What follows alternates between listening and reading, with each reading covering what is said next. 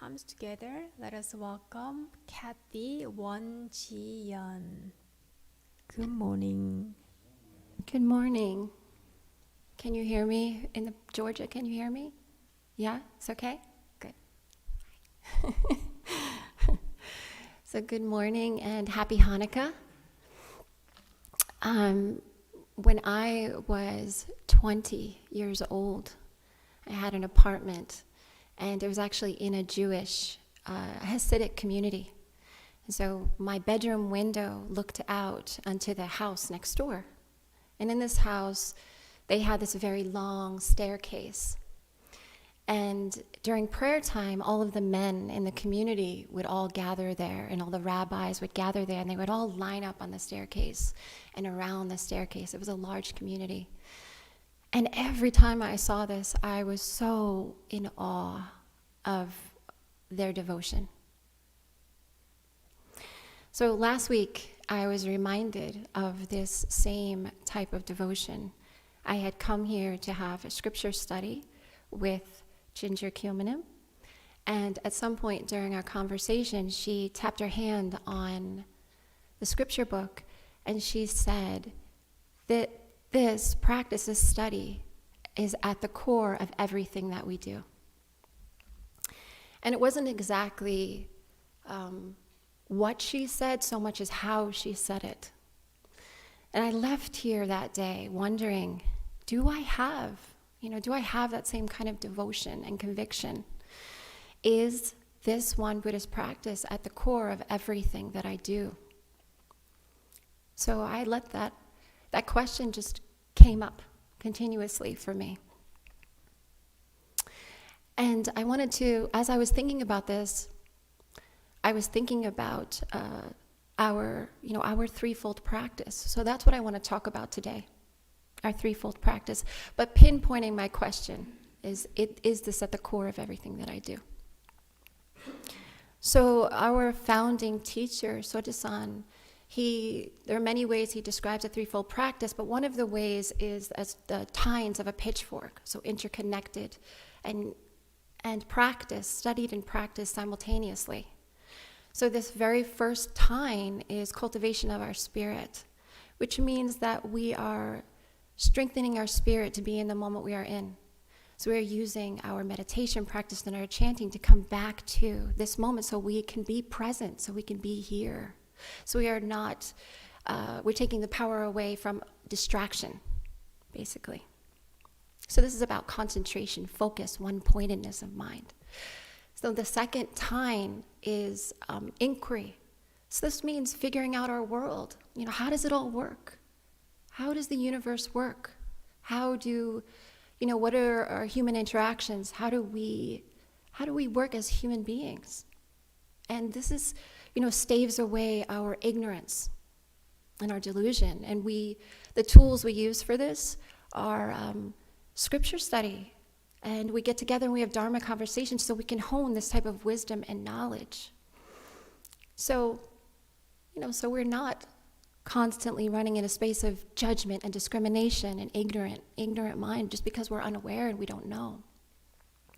And the third is choice and action.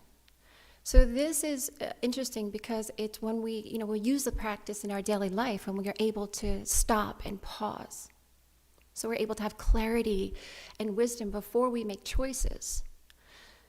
So this is how I think of this, though. It's kind of funny, this image popped in my mind. As a child, if it's ever happened to you, with a friend or a sibling, have you ever been playing, if you can remember, have you ever been playing and then your friend tries to run away from you and you grab the back of their shirt and they're still running? Do you guys know what I'm talking about? And they're still running, but you got a hold of them so they can't really go anywhere. This is what this practice looks like. So it's, we grab the mind. So we are aware of the effects we're going to make when we speak and we talk and we act. Also here, for me, there's an integration. So we're integrating this practice that we are learning and the study that we are training, and then it is utilized. So it goes deeply into our heart. We have to be able to really feel it before, see the effects that we are going to make, feel that in our heart and our being. in the depths of our being. So we act with wisdom. So this practice, it's the concentration, right? Inquiry. So understanding, inquiry, and then choice and action. It's the three. When I was thinking about this, I wanted to think about, okay, well, so did my mind look differently? Were my actions different before I met this practice? So I wanted to look back. And so I'm going to share with you this story. Okay? So when my children were little, where's this side? When my kids were little, there was one day, it was the first day that I had overslept. The first day, hear me, it's the first time I overslept. I was really exhausted. I was just really tired. But what woke me up is pots and pans downstairs. I hear this commotion of all these pots and pans. And it woke me up and startled me, so I'm like, oh my God, I gotta get downstairs. So I run down the stairs, and the first thing I see is my dog. Side knows the story, so he's laughing. The dog has, is it too far away or too close? Push it away? Okay, lower, good? Okay, sorry about that. So the dog has basketball shorts on and a t-shirt. And he's sitting there like he's dressed for school. And Sai runs up to me and he goes, Mommy, the dog was cold, so we had to get him dressed. And I said, oh, okay. And my next thought is, where is my little one? Oh, good God. What has he gotten into? So I go around the corner. My house is circular. It goes in one room, and next room, like this. So I go into the next room, and there is Soren, and all I see of Soren is teeth. You'll get to see, because he is covered in paint from head to toe. Paint. Now, not like finger paints, like my paints that I use. So I'm thinking, oh God, this kid's gonna have blue hair for a month. So, and then he has a big, beautiful mural on the wall. So there's this beautiful mural, and he thinks it's really beautiful, all smiles, and there's one green handprint on another wall, right? So I think, okay, I gotta get the dog undressed, I gotta get this mess cleaned up, and now I'm really afraid. Now I'm like, oh no, what's gonna happen when I turn another corner? I turn the next corner, and there are the pots and pans on the floor, and then there's open spices around these pots and pans. And my cat is sitting in one of the pots. And so I'm like, what are you doing? And I go, guys, were you gonna cook the cat? What's happening? So I go, come in here. They come running in the room, and they see the cat, and they start giggling. And then the dog comes running in with his droopy pants on, and and scares the cat. The cat jumps out of the pot and kicks all the pans all over the place. The spices go all over the place, right? And the kids start cracking up so much that they're rolling around on the floor. Now there's paint on the kitchen floor. Okay, so this was on, and it's kind of like a typical day. But this is on and on and on and on. So what is my point of this particular story? My point is that I still have that little green handprint on the wall, because it is a great reminder. And I didn't know what was happening when I was sleeping. So similarly, before I had this practice, I was unaware of what was happening in my mind. What I mean here is I identified with the constant thought, the incessant thought in my mind. This is me. This thought is me, no matter what it was saying. So it was if I slept through my everyday with like Sai, like a little house manager. So every moment, that little voice inside my head had dominion. So whatever it said, I did, and I believed.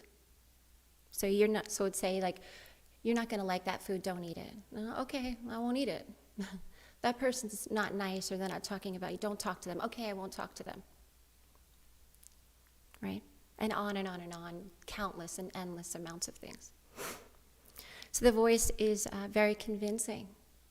This voice in all of our heads is very convincing. It's always seeking and assessing, judging, and endlessly moving, just like my house that day, from one moment to the next, through likes and dislikes. This is good, this is bad, this is comfortable, this is not comfortable. And I think we can all see this for ourselves. And I'm going to give you an example of this. When, just say we're in this Dharma hall and we are practicing meditation. Well, sometimes a phone will ring and our mind will instantly say, that is a phone. And then we will seek the direction of the sound. Our mind will seek it. It's over there. Right? So it's identifying with it. But if we have some attachment or aversion to it, then a judgment will arise. A voice in our head will say, why do people, something like this, why do people bring phones in the Dharma hall? And then a dialogue will ensue. Another voice might say, it's okay, just go back to your practice. And then the other voice will in turn, there's an argument. No, there's an argument happening in your mind. Then it's, well, no, it's not okay, it's rude. And it goes back and forth, right? And this is happening all day long, many ways, many different ways. So the problem here is where are we when this is going on? Are we the voice inside of our head? And this is where the practice offers us freedom. Because we have to think, are we this good voice? Are the one that's not trying not to judge and be good? Or are we this voice that's, kind of frustrated? Or are we both? In actuality, we really are the one who is listening, or at the beginning of our practice, we are the one who notices and who is listening. We are the watcher, the consciousness itself. Because this is just mind chatter. We cannot control whoever brings a phone in. It was just a state of distraction. It was just endless chatter in our mind. And we were not present in the moment. We were not utilizing. This is a moment where we get to use our practice in action, where we get to see and watch. And this does not mean that we don't feel, that we are not discerning, that it means that there is an awareness underneath the thought. That's all. So we are aware of what's really going on. And that way we don't have to be carried away. Because if we are unaware, what happens is that we take that as a self-identification. So now we are the one who is not rude and doesn't bring our phone in. And we create separation. We create discrimination and judgment. And it's so subtle that we're not even aware that it's happening. But it's in every single moment, who are we, the self-seeking moment. But the practice allows us to step back from that with allowance and not get carried away by our stories, our endless stories.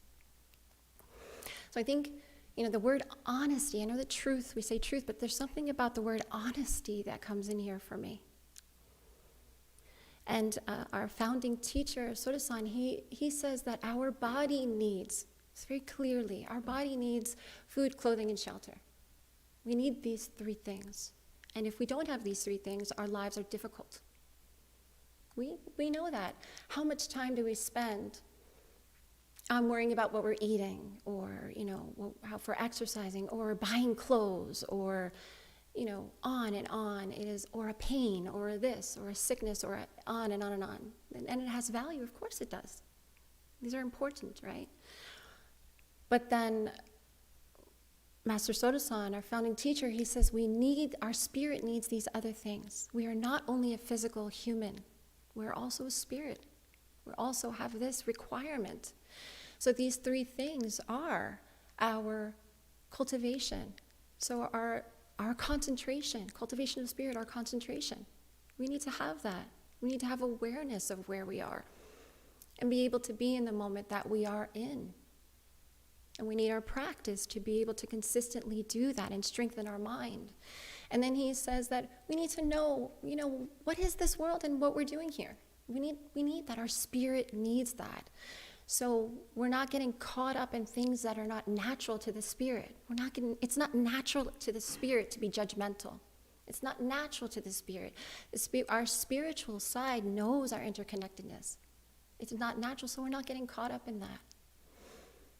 And then we need to be able to step back before we act. So we are creating grace and not harming. So when we act, we need both of these things, well-rounded. We need a well-rounded practice, right? So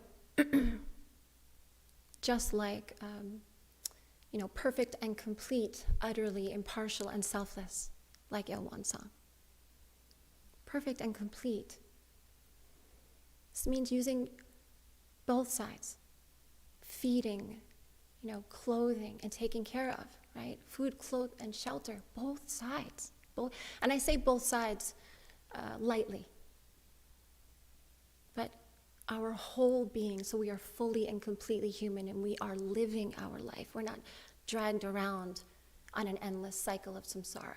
Samsara is happening now, not this moment. It's this moment. Every moment we die, and we are just replaced if we don't step off that. So, perfect and complete, utterly impartial. So we have equanimity, awareness, and selfless. We get to understand our interconnectedness, that we are not alone. So to end my talk, all I want to say is to answer my question. So I should, right? Is this practice at the core of everything that I do? What I realized is that I shouldn't answer that question. I shouldn't try. I should just continually ask myself that question over and over and over. And that's it. Thank you so much for listening.